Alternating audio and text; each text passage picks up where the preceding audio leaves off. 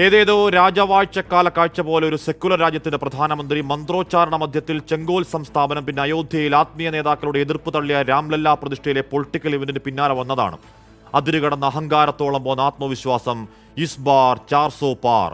അത് കോൺഗ്രസ് മുക്ത രാജ്യമെന്നതിനപ്പുറം പ്രതിപക്ഷ മുക്ത ഭാരതമെന്ന ജനാധിപത്യ വിരുദ്ധ സ്വപ്നാടനത്തിന് ഗ്രൗണ്ടിൽ കണ്ട കാഴ്ചകൾ വഞ്ചനാപൂർവ്വം മറച്ചുവെച്ച് ലജ്ജയില്ലാതെ മോദിക്ക് ഓശാന പാടിയ പ്രവചന തമ്പ്രാക്കൾ പ്രശാന്ത് കിഷോർ, പ്രദീപ് ഗുപ്തമാരുടെ ചാനൽ മുറിയിലെ നാണം കെട്ട പൊട്ടിക്കരച്ചിൽ ഡെമോക്രസിയുടെ ആനന്ദ കണ്ണീരാണ്.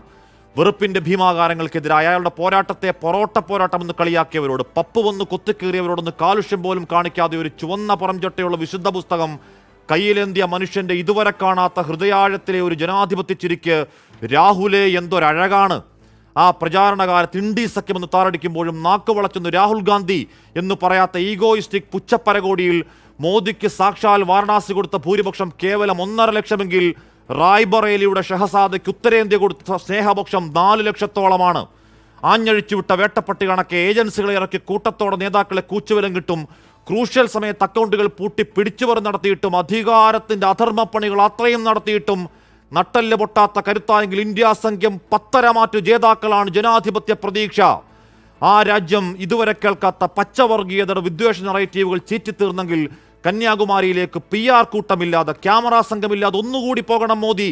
ധ്യാനപ്പാറയിൽ കാതോർത്താൽ കേൾക്കാം വിവേകാനന്ദന്റെ അശരീരി നരേന്ദ്ര ഗാന്ധിയെ പഠിക്ക്.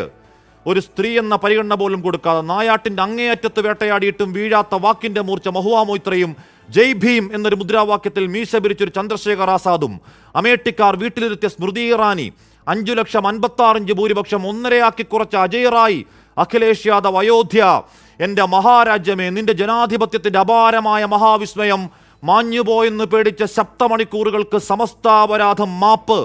ആ രാജ്യം പറയലാണ് അധികാരത്തിന്റെ ആർത്തിക്കണ്ണ് മൂത്ത് അവിശുദ്ധ കൈകൊണ്ട് ഒരുത്തനും ഭരണഘടനയിൽ തൊട്ടുപോകരുത്. ഇരുണ്ട കാലത്ത് കുരിശേറിയ മനുഷ്യപുത്രൻ ഉയർക്കാതിരുന്നിട്ടില്ല അന്നേ പറഞ്ഞതല്ലേ ഹൃദയ രാജ്യമേ, കാത്തിരിപ്പൂ വരുന്നുണ്ട് ജനാധിപത്യത്തിന്റെ പെരുങ്കളിയാട്ടക്കാലം.